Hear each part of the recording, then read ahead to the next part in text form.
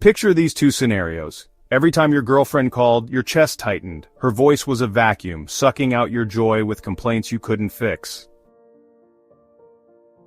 After hours of listening to her endless crises, you'd collapse on the couch, your own dreams fading into her darkness.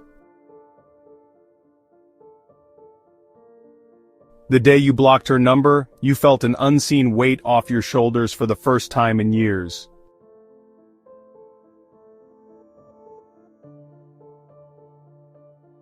Your boyfriend promised forever, but all he gave you was exhaustion. His neediness a black hole where your energy disappeared. You'd wake up drained, your reflection a ghost of who you used to be, while he fed on your last scraps of hope. The night you walked away, you finally understood that some loves don't lift you up. They bleed you dry.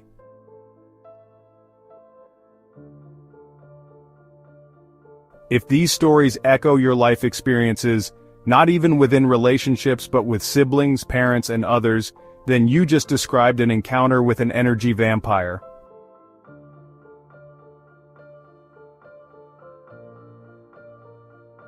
In this sequel to our video on the spiritual people pleaser trap, we will tell you what they are and how to spot them in 10 seconds. You will also learn a few tricks to neutralize their influence and starve them whenever they enter your energy field to suck you.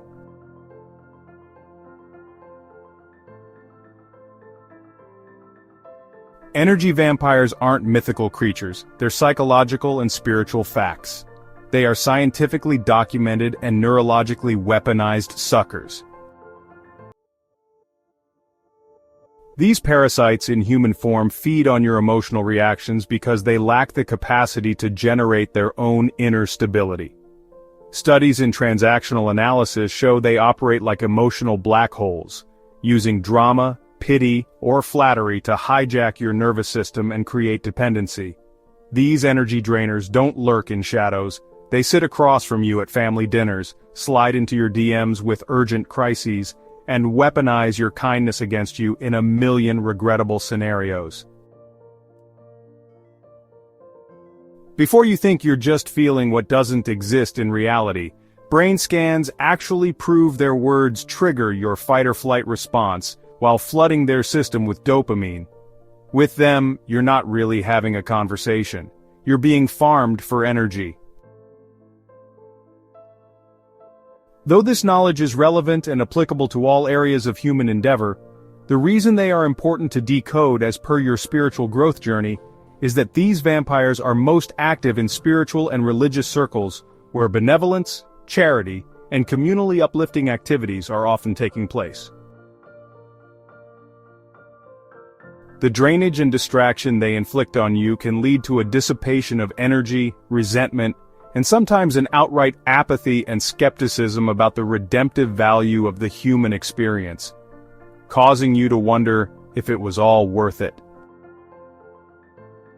Kindly do not make the mistake of thinking you're immune to this elaborately disguised con game being played daily on your material, physical, mental, emotional, and even spiritual energies, all without an iota of appreciation, because that's exactly how they like their prey. Blissfully unaware and totally naive.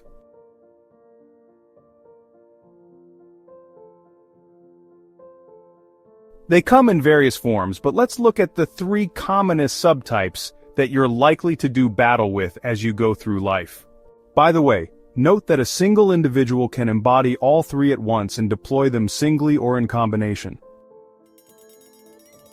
Also, chances are that someone you know will come to mind once I mention these subtypes. But shh, don't tell anyone. This awareness is now your potent secret weapon. Save it for your psychic self-defense.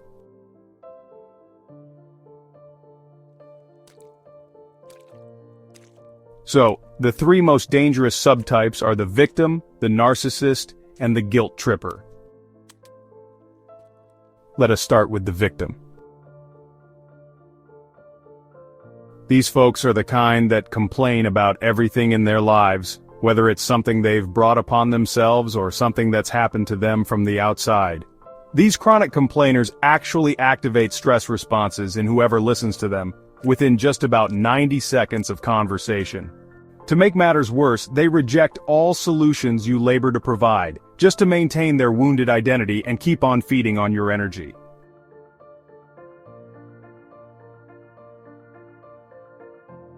Next up, we have the narcissist. These people, they're always the center of their own world. Ordinarily, that's nobody's problem. Anyone can decide to be the center of his or her world. What's exhausting is that they also want to be at the center of yours too. They need your energy to power this illusory image they have of themselves. Well, fortunately, that's none of your business because you're not here to power their pettiness, as it's really just for their selfish desires and has nothing to do with you. fMRI scans demonstrate that their endless self-centered monologues trigger dopamine hits in their own brains while literally reducing oxygen flow to listeners' prefrontal cortexes, the area responsible for decision-making. That's how they suck your vitality and weaken your ability to push them away.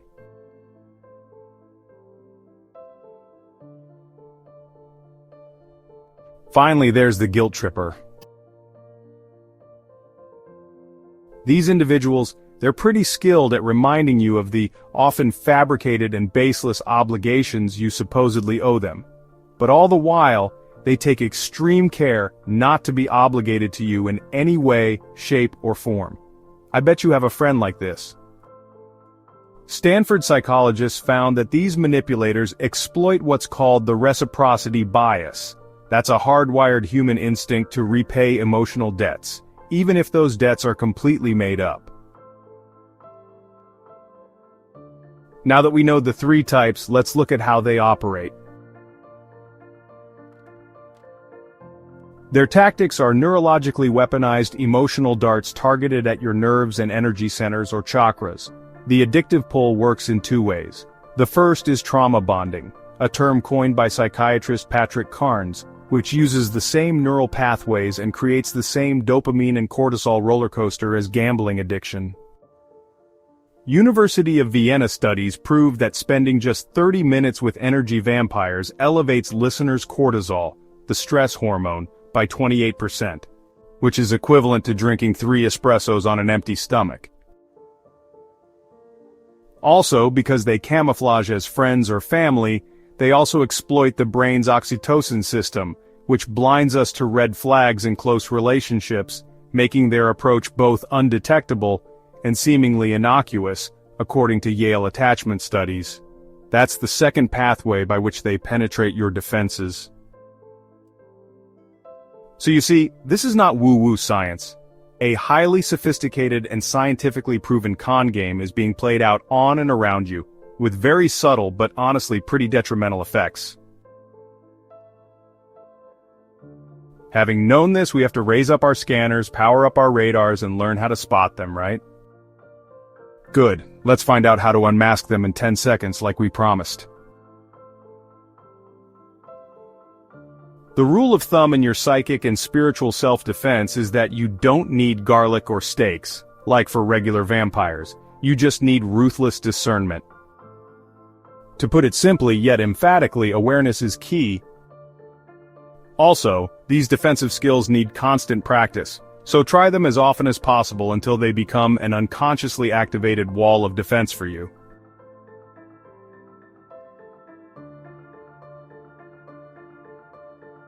In the first 3 seconds, do a vibe check. Watch their eyes and energy when you walk in. For vampires, their pupils will dilate like a predator locking on to prey. They lean in fast, sometimes too fast, with fangs hungry for your attention and eager to bite. A healthy human, on the other hand, sits with a relaxed gaze, gives you your space, and doesn't pounce.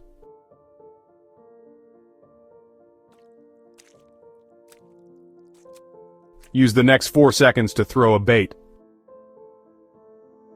Just drop 1 or 2 neutral comments and see how they respond. For instance, try saying something about how tired you are today, and then just watch. If you're dealing with a vampire, they'll jump in with, "You're tired? Let me tell you about my insomnia, my boss, my this and my that," basically hijacking the whole conversation and making it all about themselves. On the other hand, a normal person will actually show some genuine reciprocal sympathetic energy, maybe saying, "That sucks. Do you need coffee or a massage?" The general outcome of the bait test is that vampires will immediately snap up any opening baits and start oversharing, or maybe even go on a guilt trip. If they turn your fatigue or your situation into their monologue, that's a feeding attempt. That's a red flag right there, and they've failed the test. Now in the last 3 seconds, we will try the boundary probe. Set a little micro boundary and just watch their face. Say something like, "I can't chat long, gotta call in 5 minutes," to lay out your limits. While a healthy human will totally respect your boundaries and reply, "No worries, catch you later," the energy vampire's eyes will probably twitch as they sigh and say, everyone's so busy these days," all in an attempt to guilt trip you. That's because energy suckers resent any limit you place on them, especially when it comes to your time or resources. Now that you can see them coming, the next logical question is, how do you defend yourself? Here are 3 neuroscience-backed countermeasures you should employ to kill that game, even before it begins. They are the Name It move, the Starve the Beast maneuver, and the Sacred Ultimatum gambit. The Name It move is all about using precise labeling to clearly state a pattern of behavior and engagement you have observed from the vampire personality. It basically says, "I can smell you coming from afar." So you could say something like, "I notice every conversation we have about this tends to go this way." Naming the pattern triggers their exposure response, which is this kind of panic reaction that's been documented in manipulators when their tactics are verbalized. Research also confirms that vampires run away 3 times faster when confronted with observable behavior patterns rather than accusations. It basically removes their main source of oxygen, plausible deniability.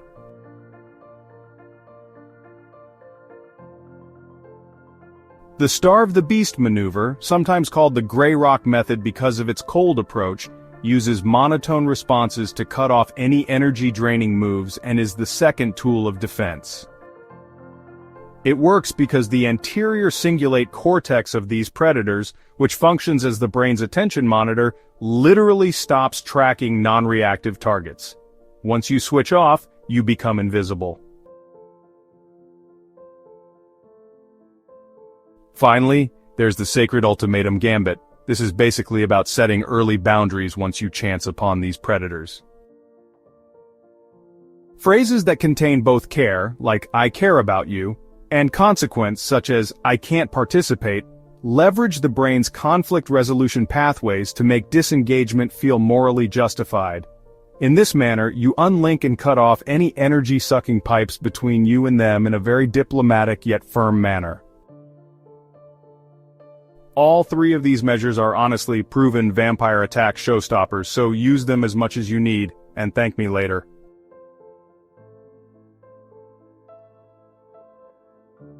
Before we end this video, a few important remarks are in order. Princeton social psychologists found that people tolerate energy vampires about 400% longer than other toxic relationships, mostly because we mistake intensity, like drama, for actual intimacy or connection. Why do we fall prey so cheaply? The reason is simple. We tolerate them because they stimulate us. But where exactly in us do they stimulate? Well, that's the deeper layer to this point, and that's where this video is your saving grace.